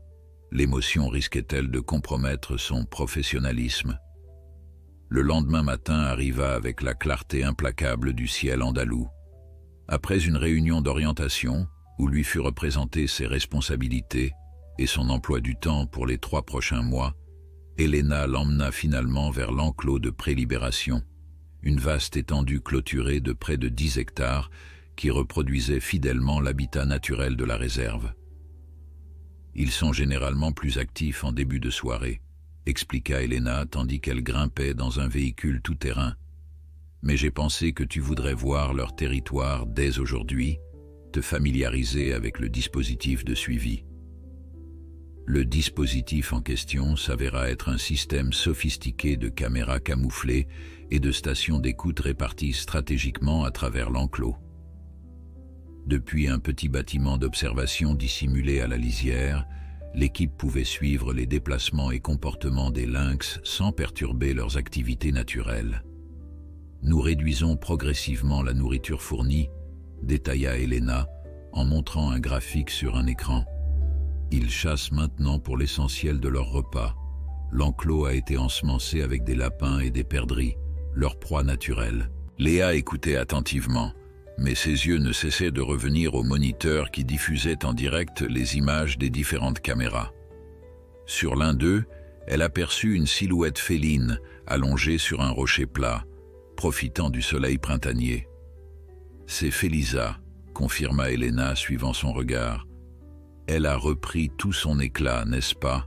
La dépression est complètement derrière elle. » Effectivement, la femelle lynx rayonnait de santé, son pelage doré luisant sous le soleil, son attitude détendue mais alerte trahissant une confiance retrouvée. Mais c'est l'absence de Nièvre qui nouait l'estomac de Léa. Et lui, osa-t-elle demander, incapable de cacher plus longtemps son impatience. Elena sourit avec compréhension. Probablement en patrouille territoriale. C'est devenu sa routine matinale. Il inspecte les limites de l'enclos, marquant son territoire. Un comportement très adulte, très... Elle s'interrompit alors qu'une alarme douce retentissait dans la salle. Sur un écran adjacent, une forme élancée venait d'apparaître, se déplaçant avec l'assurance silencieuse caractéristique des grands félins. « Le voilà », murmura Elena. Léa sentit son cœur s'arrêter puis repartir en un battement douloureux. Ce n'était plus le chaton fragile qu'elle avait trouvé dans la neige, ni même l'adolescent maladroit qu'elle avait observé lors de son départ. Face à elle, sur l'écran haute définition, se déplaçait un lynx boréal presque adulte, magnifique dans sa puissance contenue. Son pelage, plus gris et plus fortement tacheté que celui des lynx ibériques, trahissait immédiatement son origine alpine. Plus grand et plus massif que Félisa, il conservait néanmoins dans sa démarche quelque chose de la grâce de sa mère adoptive. Et ses yeux avaient définitivement perdu leur bleu d'enfance pour adopter cette teinte ambrée, presque dorée, caractéristique des lynx adultes. « Il est splendide », souffla Léa, la gorge nouée par l'émotion. « N'est-ce pas ? Un spécimen parfait. Difficile d'imaginer que c'est le même petit être affamé que tu as ramené il y a 1 an. » Comme hypnotisée, Léa observait les mouvements fluides de Nièvre tandis qu'il longeait la clôture invisible, s'arrêtant occasionnellement pour renifler une touffe d'herbe ou marquer un tronc d'arbre. Ses muscles jouaient sous sa fourrure épaisse, témoignant d'une puissance que la nature avait failli ne jamais lui permettre de développer. « Quand est prévue la libération ?» demanda-t-elle enfin, ne pouvant détacher son regard de l'écran. « Dans 3 semaines, si tout se passe comme prévu. » Elena hésita, puis ajouta « C'est pour ça que ton arrivée tombe particulièrement bien. Nous avons un léger problème à résoudre avant. » Léa détourna enfin les yeux de Nièvre pour dévisager Elena. « Un problème ? Rien de grave, » la rassura la scientifique. « Mais délicat. Viens, je vais te montrer quelque chose. » Elles quittèrent la salle de surveillance pour une pièce adjacente, une sorte de laboratoire équipé d'ordinateurs et de cartes murales détaillées de la région. Elena pointa une zone au nord-est de la réserve. « Voici où nous prévoyons de libérer Félisa et Nièvre. C'est un territoire idéal. Abondance de proies, point d'eau permanent, peu de présence humaine. Le problème, c'est ça. » Son doigt se déplaça vers une propriété adjacente à la réserve, signalée par une démarcation rouge. La Finca Morales, 5000 hectares récemment achetés par un homme d'affaires de Madrid. Il a des projets de développement touristique qui pourraient menacer la viabilité du corridor écologique dont nos lynx dépendent. « Et où est-ce que j'interviens ?» demanda Léa, pressentant déjà la réponse. Le programme européen a besoin d'une évaluation indépendante de l'impact potentiel de ce développement. Quelqu'un qui connaît les exigences écologiques du lynx mais qui n'est pas directement affilié à notre centre. Quelqu'un dont l'objectivité ne pourrait être mise en doute. Léa comprit immédiatement les implications. Son travail ici ne serait pas simplement d'observer la réintroduction de Nièvre, elle devait activement contribuer à sécuriser son avenir dans la nature. Tu veux que j'évalue cette finca et que je recommande des mesures d'atténuation pour le développement touristique? Elena acquiesça. Exactement, nous ne pouvons pas empêcher le développement, le propriétaire a des appuis politiques trop puissants, mais nous pouvons peut-être l'orienter vers des pratiques compatibles avec la conservation. Léa regarda à nouveau la carte, puis l'écran où Nieves continuait sa patrouille, inconscient des menaces humaines qui planaient déjà sur sa future liberté. « Quand commençons-nous » demanda-t-elle simplement. La finca Morales s'avéra être une propriété impressionnante. Nichée entre les collines et les marais, elle offrait des panoramas spectaculaires sur l'ensemble du parc national de Doñana. Léa pouvait comprendre l'attrait touristique du lieu, sa beauté sauvage, ses vues imprenables, son sentiment d'immersion dans une nature préservée. C'était précisément ce qui la rendait si dangereuse pour les lynx. « Monsieur Morales vous attend dans la maison principale », l'informa le garde qui lui avait ouvert l'imposant portail en fer forgé. « Suivez simplement l'allée jusqu'au bout. » Au volant de son véhicule de service frappé du logo du programme européen, Léa avança sur le chemin de terre battue, notant mentalement chaque détail pertinent pour son évaluation. L'état de la végétation, les traces d'animaux, la proximité avec les corridors écologiques identifiés pour les lynx, tout constituait une pièce du puzzle qu'elle devait assembler. La maison principale s'avéra être un ancien mas andalou magnifiquement restauré, ses murs blancs éclatant sous le soleil de midi. Sur la terrasse ombragée, un homme d'une 50aine d'années l'attendait, vêtu avec une élégance décontractée qui trahissait son aisance financière. « Madame Moreau », l'accueillit-il en français, à sa grande surprise. « Je suis Javier Morales. Bienvenue à la Vista del Lince. » La vue du lynx, traduisit Léa, relevant l'ironie du nom alors qu'elle était là précisément pour protéger ses félins de son projet. Un sourire étira les lèvres de Morales. Un nom approprié, ne trouvez-vous pas? Cette propriété a toujours été un lieu de passage pour ces magnifiques créatures. Mon grand-père racontait les avoir vus se faufiler entre les oliviers bien avant que l'espèce ne frôle l'extinction. Il l'invita à s'asseoir sous une pergola couverte de glycine en fleurs, d'où la vue s'étendait effectivement jusqu'aux limites visibles de la réserve. Un serviteur silencieux apporta des rafraîchissements et des tapas, comme si cette visite n'était qu'une simple courtoisie sociale et non une évaluation officielle. « J'ai lu votre histoire, vous savez », poursuivit Morales après avoir servi Léa. « Le petit lynx boréal que vous avez sauvé dans les Alpes. Nièvre, c'est ça? Une histoire remarquable. » Léa se raidit imperceptiblement. Son lien avec Nièvre n'était pas un secret, mais elle ne s'attendait pas à ce qu'il soit mentionné aussi directement. « C'est précisément pourquoi j'ai demandé à vous rencontrer personnellement, » continua Morales, son regard soudain plus intense. « Vous comprenez ces animaux d'une façon, disons, plus profonde que la simple théorie scientifique. »« Monsieur Morales, » commença Léa, choisissant soigneusement ses mots, « mon histoire avec ce lynx particulier n'affecte en rien mon objectivité professionnelle. Je suis ici pour évaluer l'impact potentiel de votre projet sur l'habitat des lynx ibériques, rien de plus. » Bien sûr, acquiesça-t-il avec un geste désinvolte de la main. Permettez-moi tout de même de vous présenter ma vision.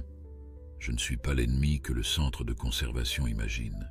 Pendant l'heure qui suivit, Javier Morales déroula son projet avec l'enthousiasme d'un homme profondément convaincu de ses bienfaits.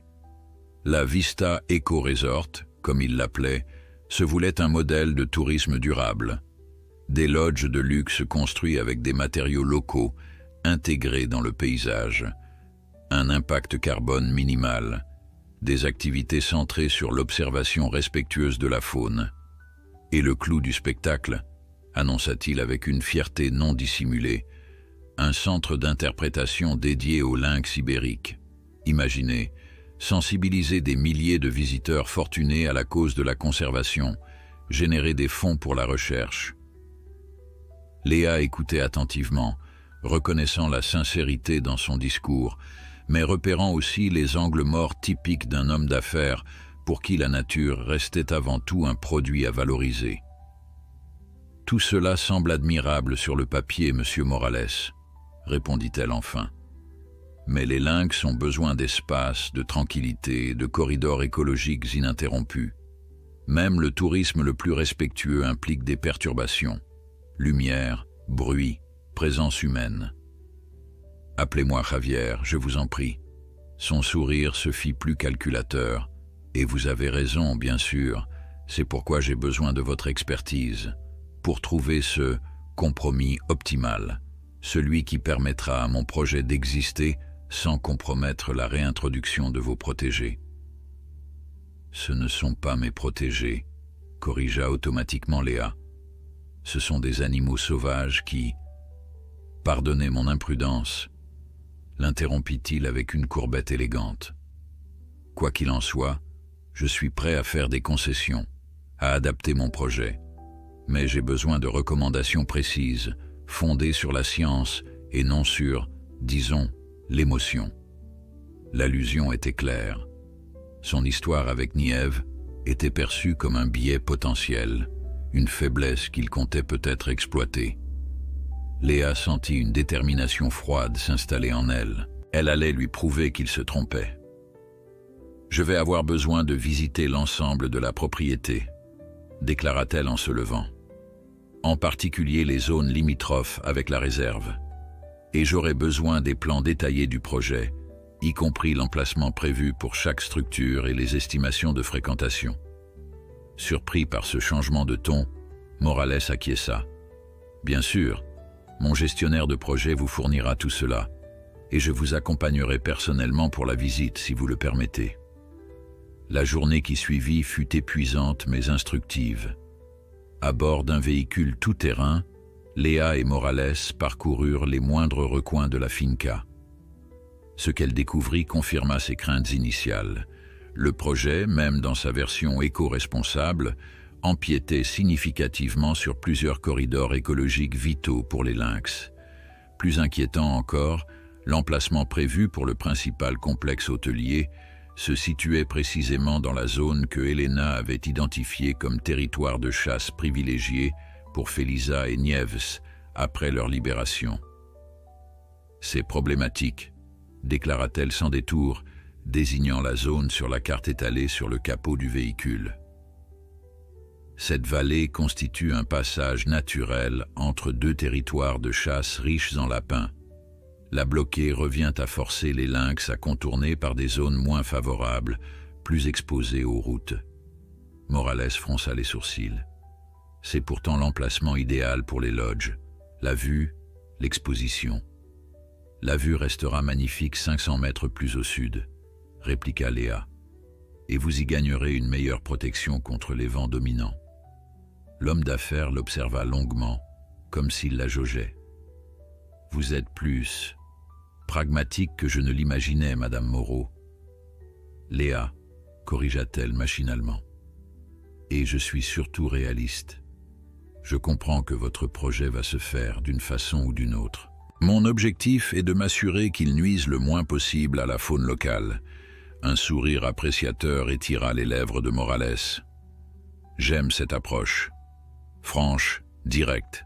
Continuons. Au terme de cette journée d'évaluation, Léa avait identifié une dizaine de modifications majeures qui rendraient le projet significativement moins impactant pour l'habitat des lynx.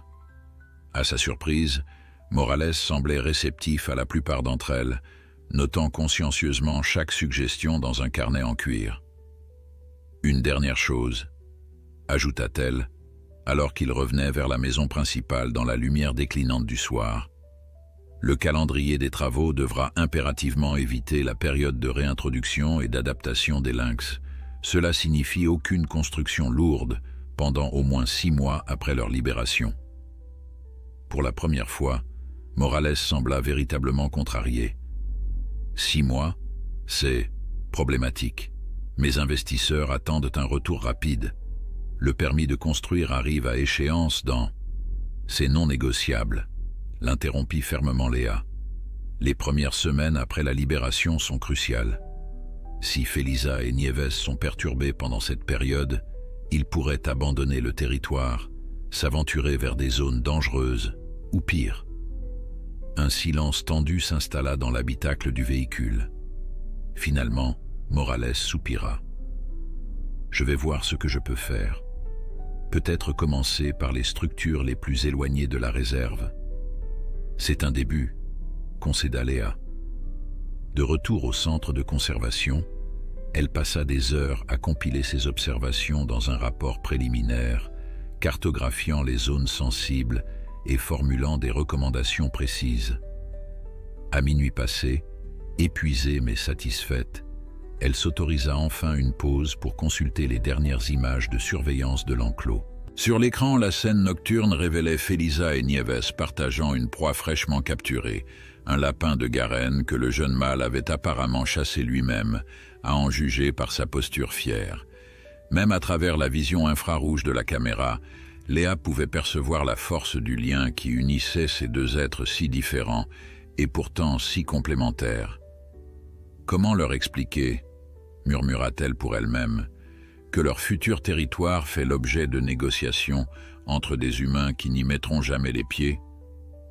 Tu parles toute seule maintenant ?» La voix d'Elena la fit sursauter.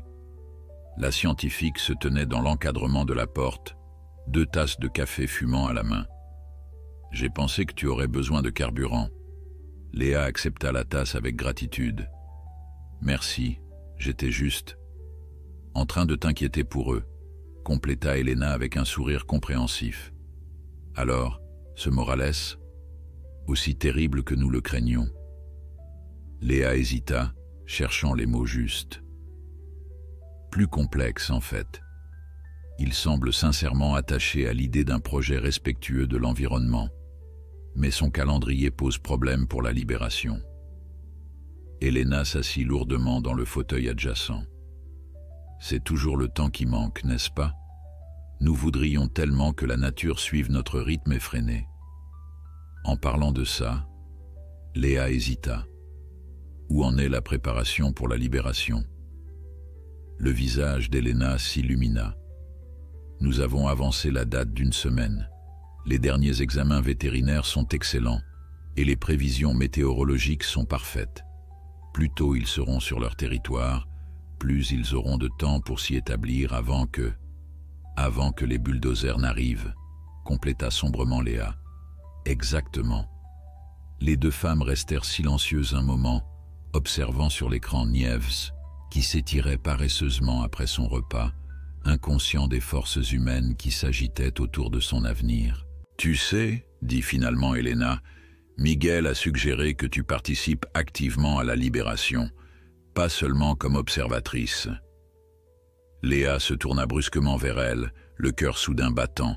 « Comment ça? » « Eh bien, étant donné ton histoire avec Niève et l'importance de documenter ce protocole pour d'autres cas similaires à l'avenir. » Elena sourit face à l'expression de Léa. « Disons simplement que nous pensons que ta présence pourrait être bénéfique. Pour la science, bien sûr. »« Bien sûr, » répéta Léa, incapable de masquer l'émotion dans sa voix. « Pour la science. » L'aube se levait à peine sur Doñana, baignant le paysage d'une lumière dorée qui transformait les marais en miroirs de feu. Un convoi de 3 véhicules avançait lentement sur la piste poussiéreuse, leurs phares encore allumés dans la pénombre matinale. À l'intérieur du premier, Léa gardait les yeux fixés sur la cage de transport sécurisée qui occupait l'espace à l'arrière. De temps à autre, une paire d'yeux ambrés brillait dans l'obscurité, lui renvoyant son regard. Niève. Après des semaines de préparatifs minutieux, Le jour de la libération était enfin arrivé. Dans le véhicule qui les suivait, Felisa voyageait dans une cage similaire, surveillée par Miguel et 2 assistants. Le 3e véhicule transportait l'équipement technique nécessaire pour documenter cet événement historique. La première libération conjointe d'un lynx ibérique et d'un lynx boréal adoptif dans le cadre du programme de réintroduction. Nerveuse, demanda Elena qui conduisait, jetant un coup d'œil à Léa, dont les mains trituraient sans relâche le tissu de son pantalon. Anxieuse, corrigea Léa. Et toi? Toujours. Chaque libération est un saut dans l'inconnu, mais celle-ci est particulière, même pour moi. La décision de confier à Léa un rôle actif dans la libération de Nièvre avait suscité quelques débats au sein de l'équipe scientifique. Certains craignaient que sa connexion émotionnelle avec l'animal ne compromette le protocole. D'autres, comme Miguel, soutenaient au contraire que cette connexion pourrait réduire le stress de l'animal pendant le transport et la transition. C'est un cas sans précédent, avait argumenté le vétéran. Autant explorer toutes les variables qui pourraient contribuer à son succès. Au fond, Léa soupçonnait qu'il s'agissait aussi d'un cadeau que lui faisait l'équipe. Une chance de boucler personnellement cette histoire extraordinaire qui avait commencé dans les neiges alpines 1 an plus tôt. Le convoi s'arrêta finalement dans une clairière discrète, à la lisière d'une forêt de chênes-lièges centenaires. L'endroit avait été soigneusement sélectionné après des mois d'études, riche en proies, pourvu en points d'eau permanents, suffisamment éloigné des routes et des activités humaines, du moins pour l'instant. C'était ici, espérait-on, que Felisa et Nieves établiraient leur territoire. Tout le monde en position, ordonna Elena, tandis que l'équipe déchargeait silencieusement le matériel. N'oubliez pas, rapidité et efficacité, aucun bruit superflu. Les cages furent disposées côte à côte, leurs portes orientées vers la forêt, offrant aux félins une voie de fuite directe vers leur nouvel habitat. Des caméras sur trépied furent installées à distance respectueuse, prêtes à capturer chaque détail de ce moment pour la postérité scientifique. Colliers émetteurs, vérification finale, annonça Miguel, consultant sa tablette. Les 2 lynx avaient été équipés de colliers GPS ultra légers qui permettraient de suivre leur déplacement pendant les mois critiques suivant leur libération. Signal de Felisa, optimal. Signal de Nièvre, optimal. Léa s'approcha de la cage de Nièvre, s'accroupissant à distance respectueuse. À travers les barreaux, le jeune lynx boréal la fixait avec cette intensité féline qui semblait toujours percer au-delà des apparences. Était-ce son imagination ou y avait-il une lueur de reconnaissance dans ses yeux ambrés? C'est impossible, se réprimanda-t-elle intérieurement. Nièvre n'avait pas vu son visage depuis des mois, et même à l'époque, il était trop jeune pour former des souvenirs durables. Et pourtant, « Tu es prêt », murmura-t-elle doucement en français, sa voix à peine audible. « C'est ton jour. Ta vraie vie commence aujourd'hui. » Elena s'approcha silencieusement, posant une main légère sur son épaule. « C'est l'heure, » dit-elle simplement. Se redressant, Léa prit sa place selon le protocole établi. C'était à elle qu'incomberait la tâche d'ouvrir la cage de Nièvre, tandis que Miguel s'occuperait de celle de Felisa. Leurs gestes avaient été répétés, chronométrés, optimisés pour une synchronisation parfaite qui permettrait aux 2 félins d'émerger simultanément. « À mon signal », annonça Elena, positionnée en retrait avec le reste de l'équipe. « 3, 2, 1, maintenant ». D'un geste fluide, Léa et Miguel déverrouillèrent les mécanismes de sécurité et soulevèrent les portes des cages. Puis, comme prévu, ils reculèrent rapidement pour rejoindre le groupe à une 20aine de mètres, hors de la trajectoire immédiate des animaux. Les secondes s'écoulèrent, interminables. Rien ne bougeait. « C'est normal », chuchota Elena, bien que son front plissé trahît une légère inquiétude. Ils évaluent la situation. Puis, comme répondant à un signal invisible, Felisa émergea la première, son corps souple se coulant hors de la cage avec une grâce infinie. Sur le sol de la clairière, elle s'immobilisa, tous ses sens en alerte, oreilles pivotantes, narines frémissantes, yeux scrutant le moindre mouvement.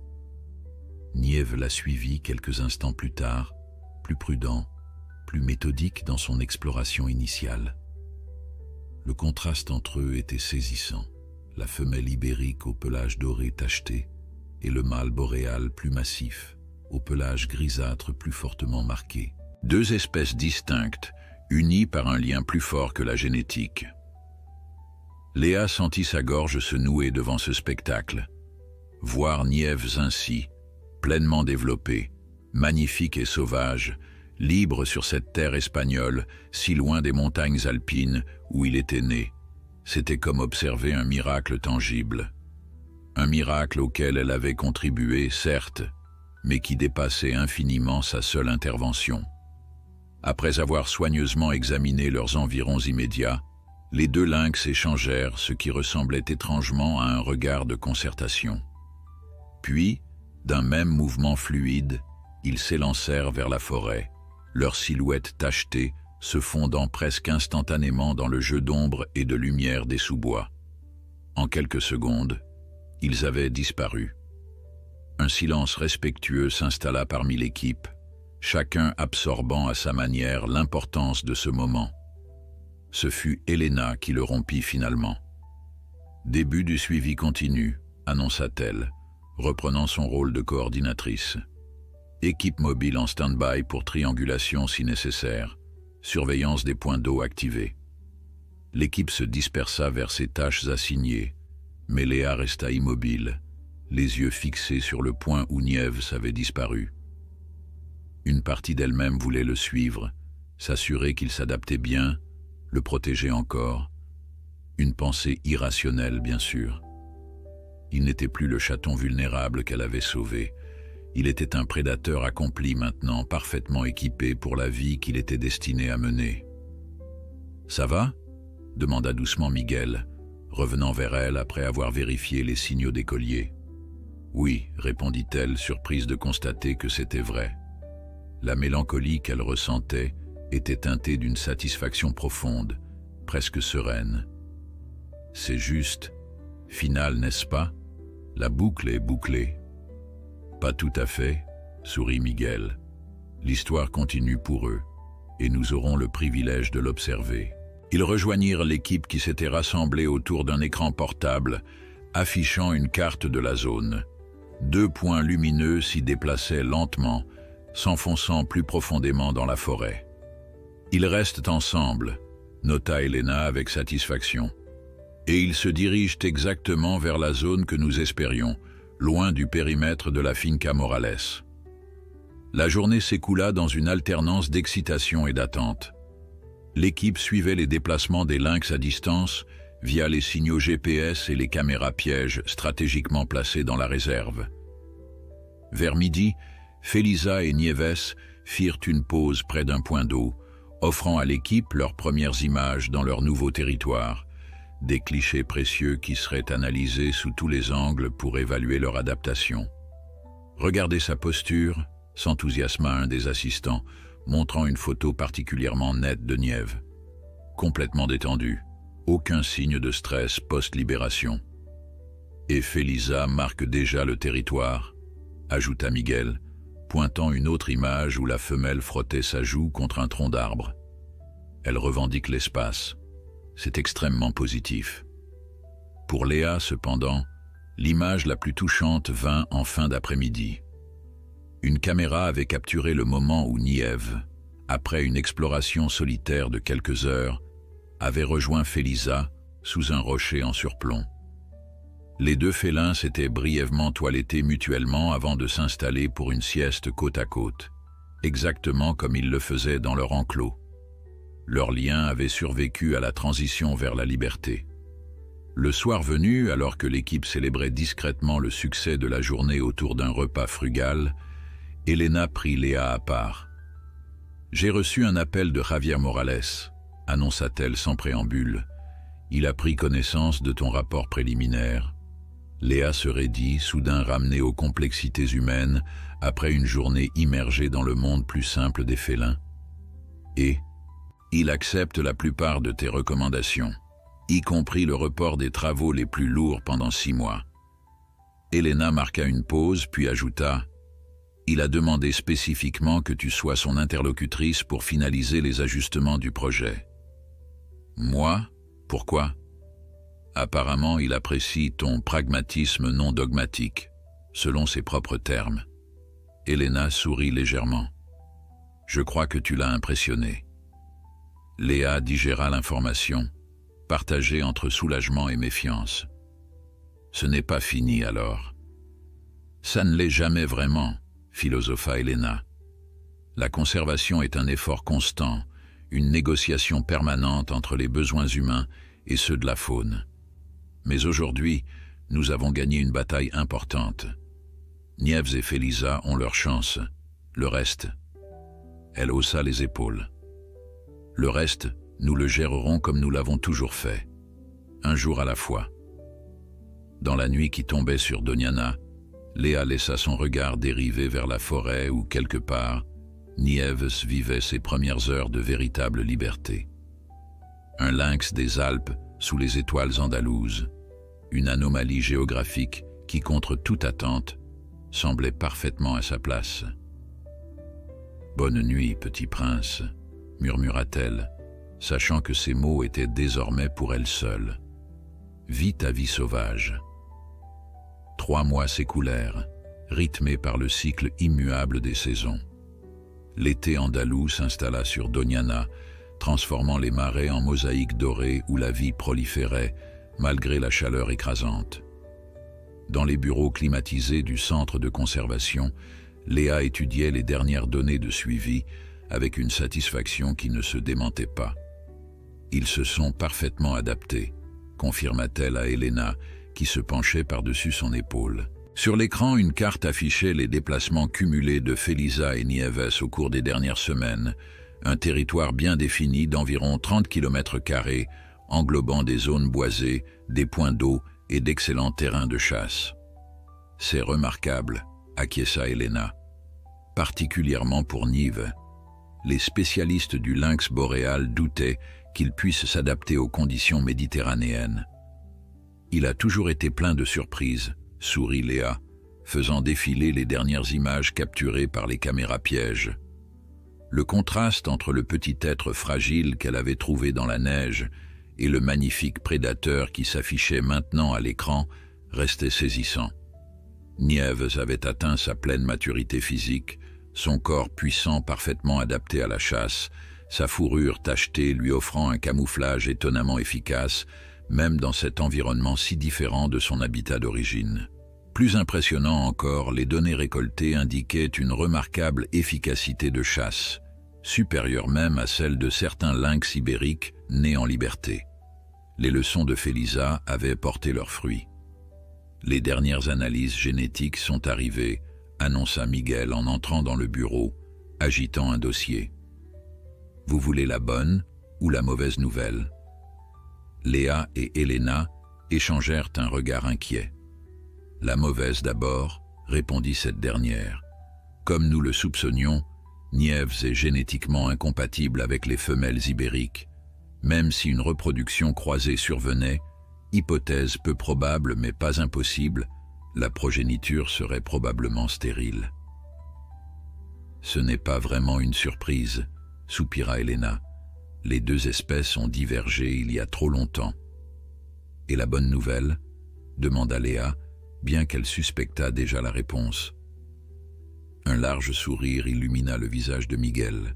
D'après les analyses comportementales, son intégration est si réussie qu'il pourrait jouer un rôle positif dans l'écosystème malgré cette incompatibilité reproductive.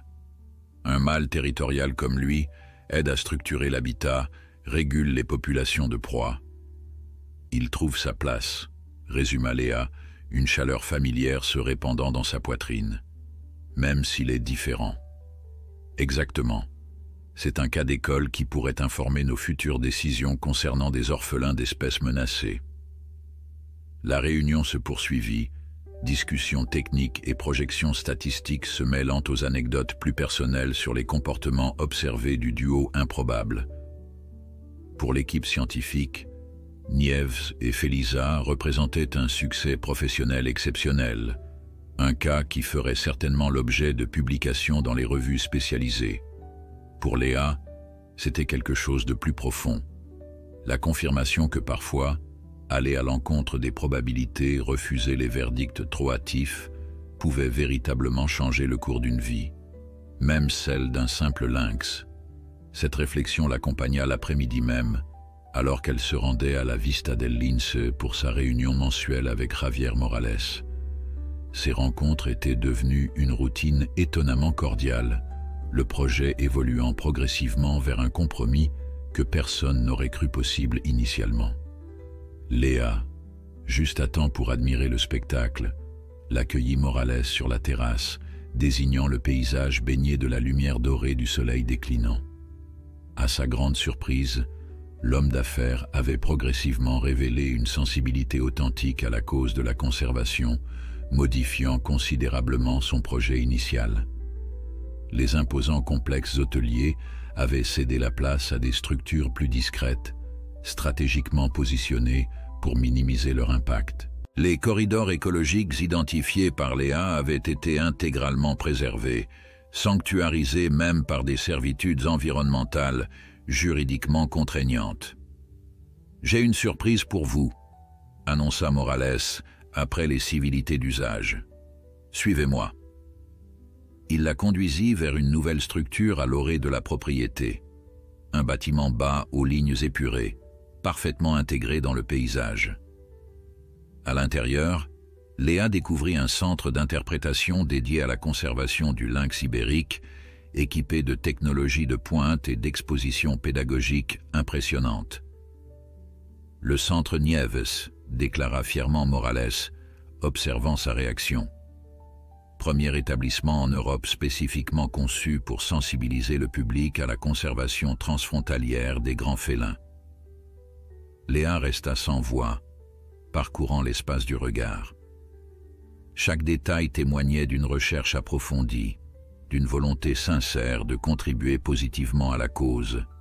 Sur un mur entier, une chronologie illustrée racontait l'histoire de la conservation du lynx en Europe, culminant avec l'histoire de Nieve. « Vous avez utilisé son histoire », constata-t-elle, partagée entre surprise et émotion.